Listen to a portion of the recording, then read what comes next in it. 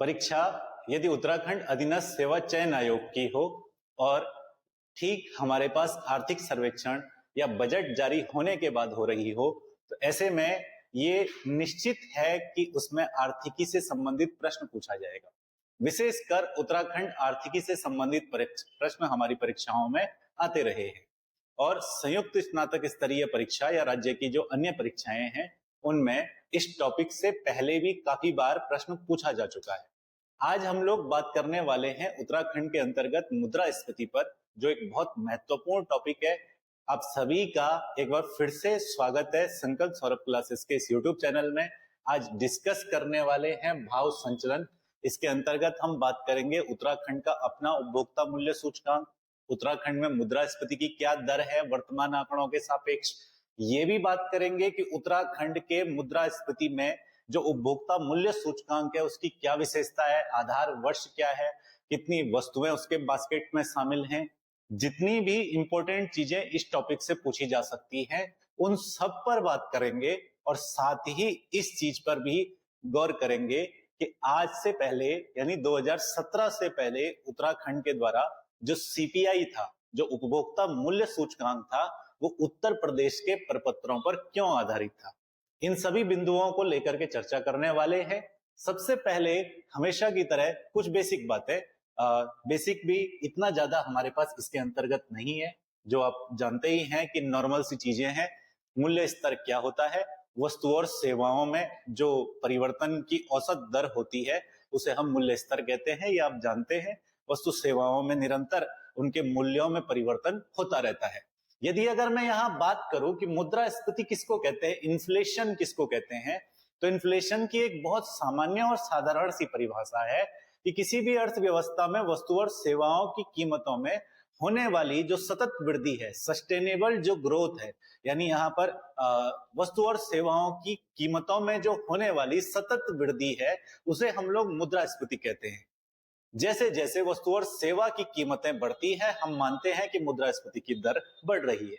वस्तु और सेवाओं की कीमतें कम होने का मतलब है मुद्रास्फीति की दर घट रही है। यदि अगर मुद्रास्फीति की गणना हम क्यों करते हैं, इस पर अगर हम बात करें तो ये भी एक पहलू हो सकता है समझने का। किसी भी क्षेत्र की सरकार को, किसी भी राज्य की सरकार को ये जानना भी अहम है कि उसके राज्य के अंतर्गत उपभोक्ता का व्यवहार क्या है, किस प्रकार की नीतियां उस राज्य के लिए बनाई जानी चाहिए। शोधकर्ताओं के लिए महत्वपूर्ण होता है जानना। इन सभी के लिए ये एक प्रभावित करने वाला टॉपिक होता है।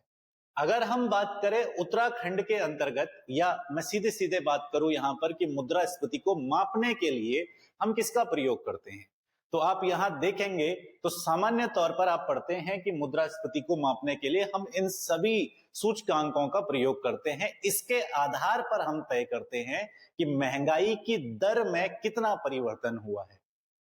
यदि मैं यहां इन सूचकांकों की बात करूं तो इसमें थोक मूल्य सूचकांक है, जिसे आप जानते हैं कि डीपीआईआईटी के द्वारा जो है वो तैयार किया जाता है। उद्योग और आंतरिक व्यापार संवर्धन विभाग का जो सलाहकार कार्यालय है आपका आर्थिक मामलों का, वो थोक मूल्य सूचकांक जारी करता है। दूसरा आपके पास सीपीआई है। हमारा आज का पूरे टॉपिक का केंद्र बिंदु ही सीपीआई है, कंज्यूमर प्राइस इंडेक्स है।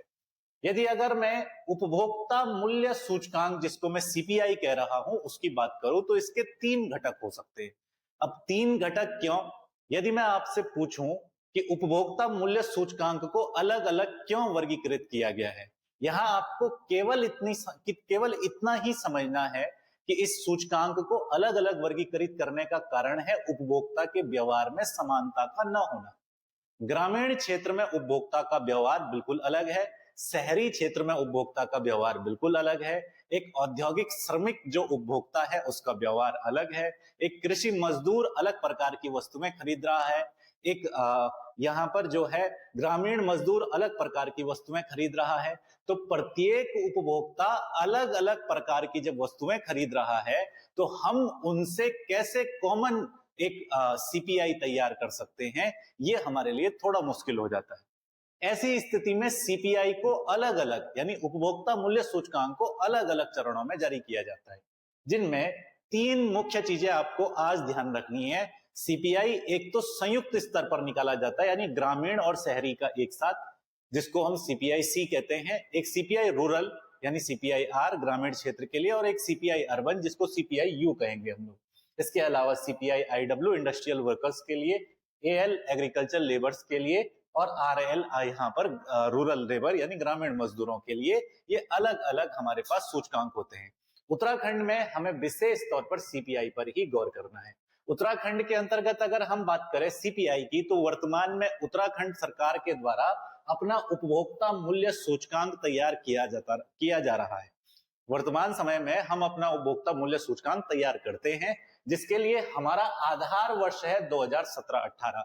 मोस्ट इंपोर्टेंट चीज, 2017-18 आधार वर्ष पर हम अपना उपभोक्ता मूल्य सूचकांक जारी करते हैं। दूसरा, हमारे पास उपभोक्ता मूल्य सूचकांक को जारी करने के लिए कुल कितने बाजार हैं? तो बाजारों की संख्या है 74, जिसमें 34 बाजार ग्रामीण क्षेत्र में है और 40 बाजार नगरीय क्षेत्र में है।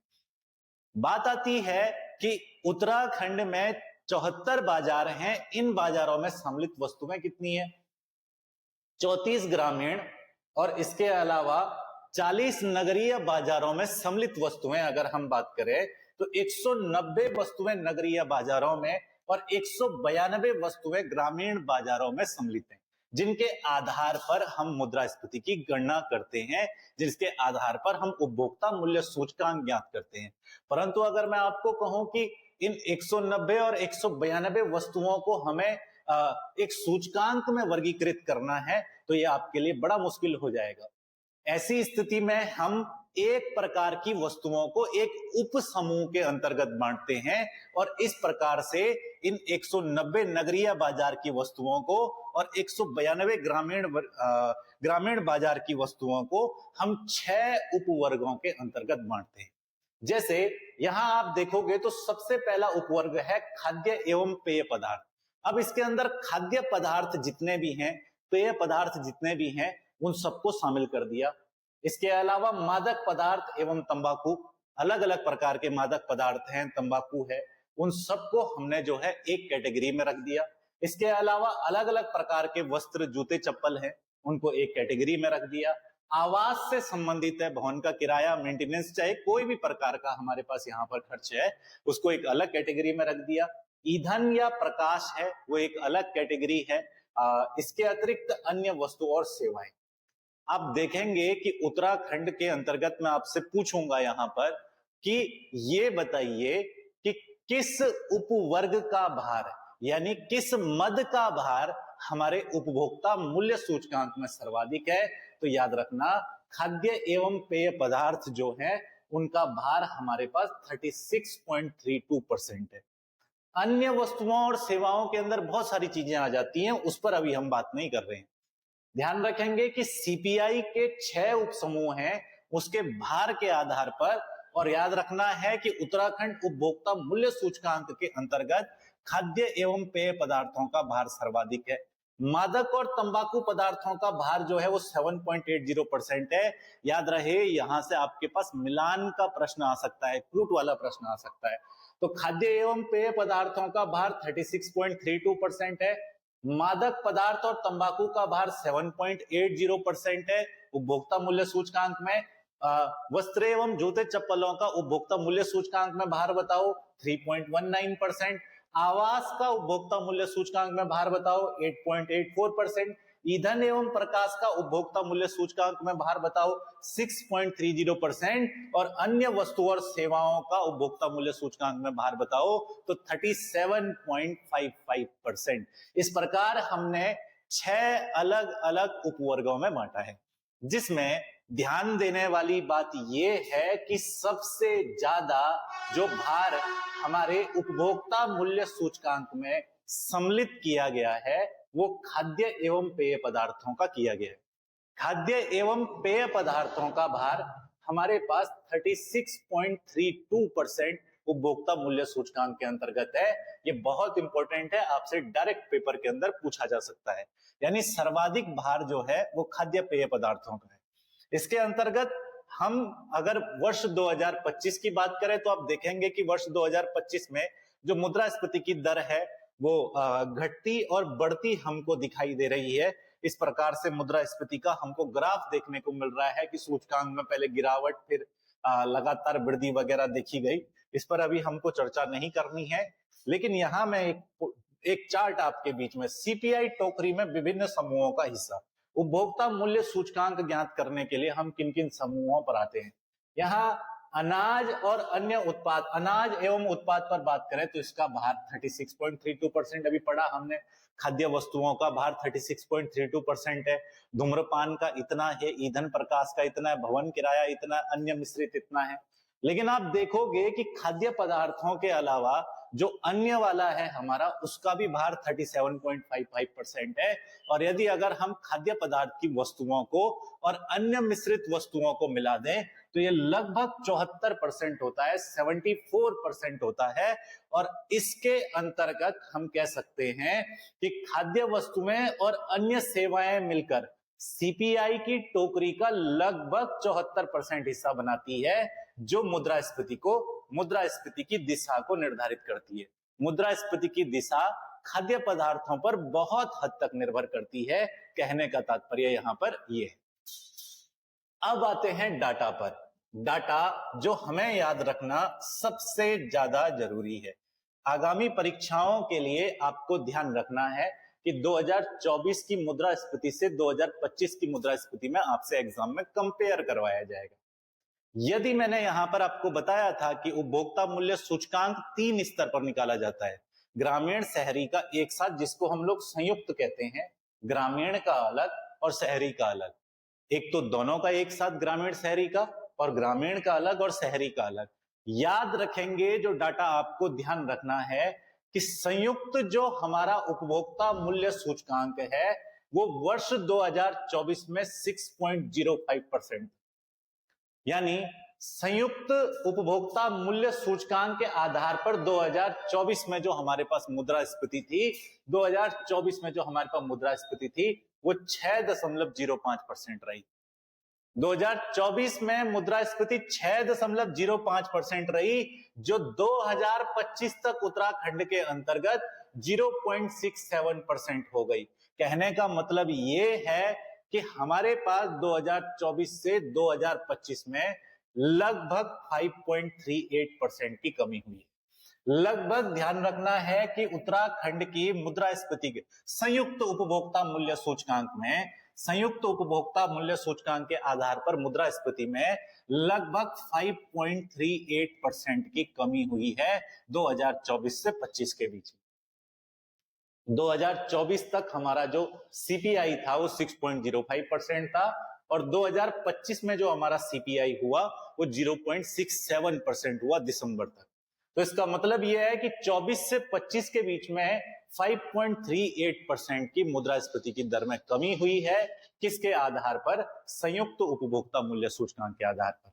अगर हम ग्रामीण उपभोक्ता मूल्य सूचकांक के आधार पर बात करें तो ये हमारा 5.82% था, और वर्तमान में अगर हम लोग देखेंगे ये 2024 में हमारा 5.82% था उपभोक्ता मूल्य सूचकांक ग्रामीण के आधार पर मुद्रास्फीति की दर, और उपभोक्ता मूल्य सूचकांक ग्रामीण के आधार पर वर्तमान में जो मुद्रास्फीति की दर है वो 0.21% है। इसका मतलब यहां पर भी कमी दर्ज हुई है। कितने की कमी दर्ज की गई है? तो माइनस जो है लगभग 5.61% की कमी।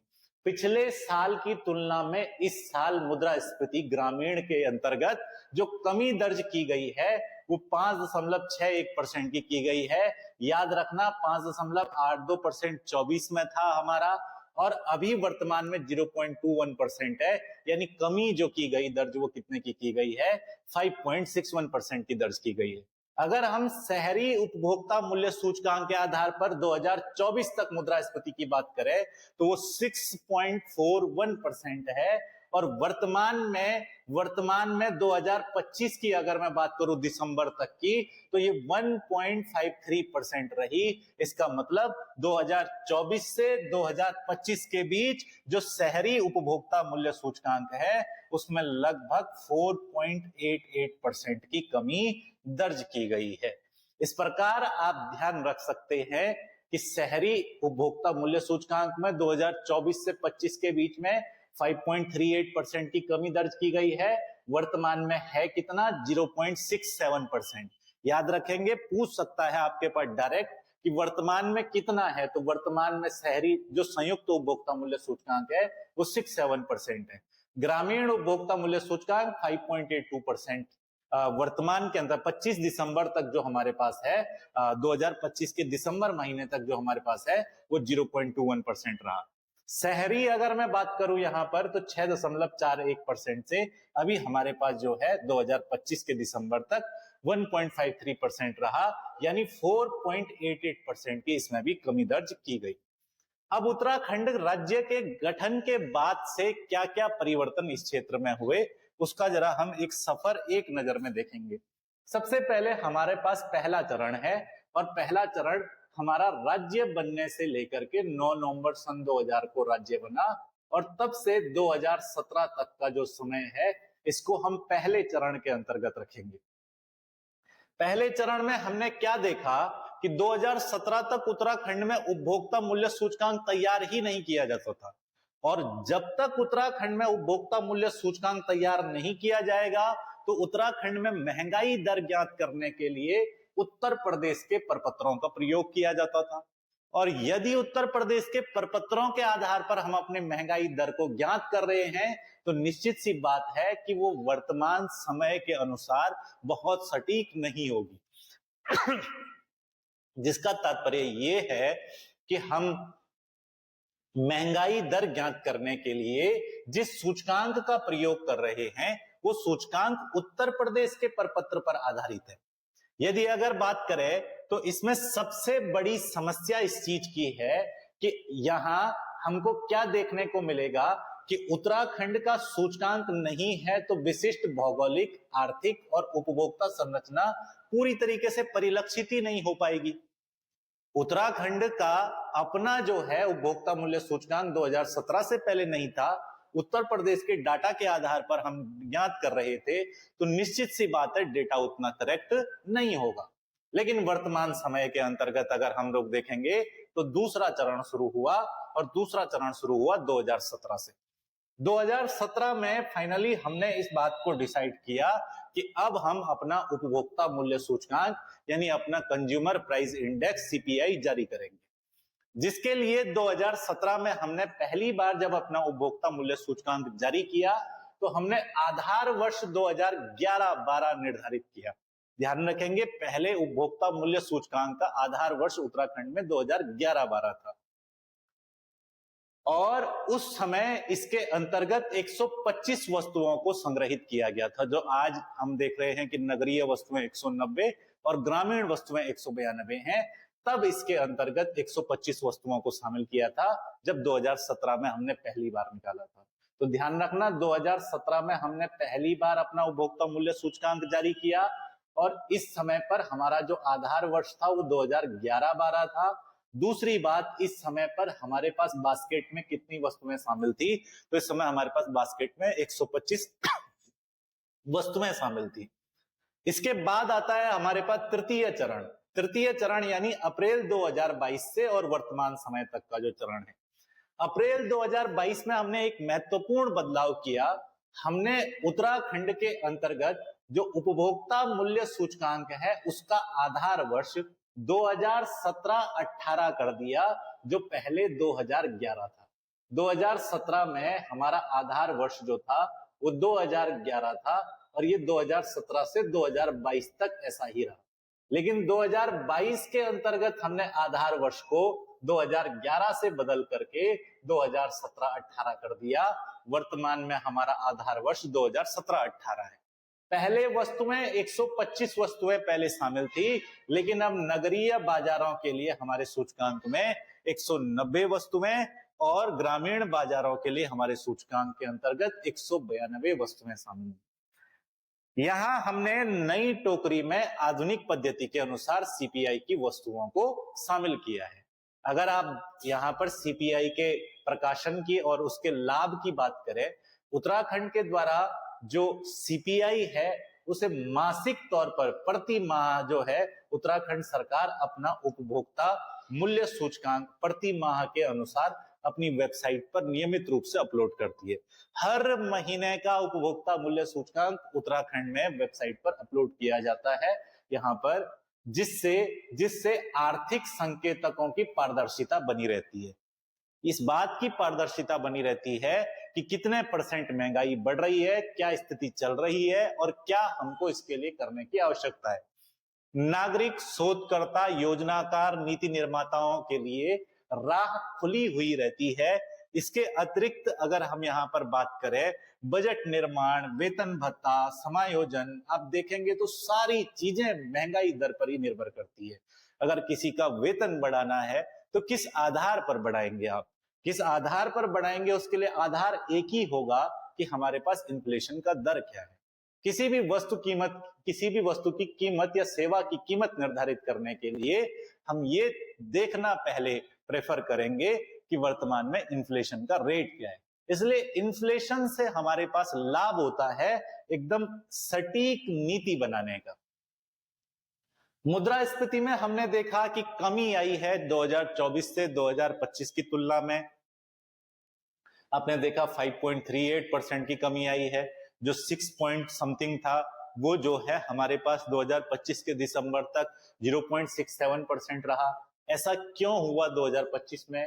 तो सरकार के विश्लेषण के अनुसार 2025 में खाद्य वस्तुओं की कीमतों में गिरावट दर्ज की गई है। इसके अलावा कच्चे तेल की कीमतों में गिरावट दर्ज की गई है। हालांकि आजकल युद्ध की परिस्थितियों में ये पूरी तरीके से विपरीत है। ये 2025 की बात की जा रही है आपसे। इसके अलावा अगर हम बात करेंगे यहाँ पर अनुकूल कृषि गतिविधियां, इनके कारण हमने क्या देखा कि हमारा जो उपभोक्ता मूल्य सूचकांक है उसमें गिरावट दर्ज की गई। ये 2025 दिसंबर तक का डाटा आपको याद रखना है। कुछ याद ना रहे तो ये याद रखना, उत्तराखंड का CPIC 0.67%, उत्तराखंड का CPI-R जो है वो 0.21% और उत्तराखंड का CPI अर्बन जो है वो 1.53% है। ये आपको इसके अंदर ध्यान रखना है। इसके साथ हम अगर एक बार इस टॉपिक का यहाँ पर सारांश देखें तो उत्तराखंड में CPI का आधार वर्ष 2017-18 है। कुल कितने बाजार हैं? 74 बाजार हैं। इसमें 34 ग्रामीण क्षेत्र के और 40 नगरीय क्षेत्र के। नगरीय बाजार में 190 वस्तुएं, ग्रामीण बाजार में 192 वस्तुएं। CPI में कितने उप समूह बांटे गए हैं? तो 6 हमने देखा, खाद्य एवं पेय पदार्थ हो गया, मादक पदार्थ हो गया, भवन हो गया, ईंधन एवं प्रकाश हो गया। इस प्रकार की 6 उपभागों में बांटा है, जिसमें सबसे ज्यादा उपभाग हमारे पास अन्य वस्तुओं या खाद्य या पेय पदार्थों का देखा गया है। भारत में जो हेडलाइन मुद्रास्फीति है वो यहाँ पर 3.89% इस समय पर देखी गई। हेडलाइन मुद्रास्फीति में संपूर्ण राष्ट्रीय स्तर पर भी कमी दर्ज की गई है। उत्तराखंड की जो मुद्रास्फीति है कॉमन, वो 6.05% से घट करके जो है वो 0.67% रही है। CPI-C जो है ये आपका 5.82 से घट करके 0.21% रहा है। CPI शहरी 6.41% से घट करके 1.53% रहा है। एक बार आप इस सारांश से भी इस पूरे टॉपिक को रिवाइज कर सकते हैं। इसके साथ ही हमारा ये टॉपिक होता है खत्म। मुझे उम्मीद है कि आपको एक क्लास पसंद आई होगी। अगर क्लास पसंद आई है तो चैनल को सब्सक्राइब करना ना भूलें। साथ ही अपने सभी साथियों तक वीडियो को जरूर साझा करें। धन्यवाद।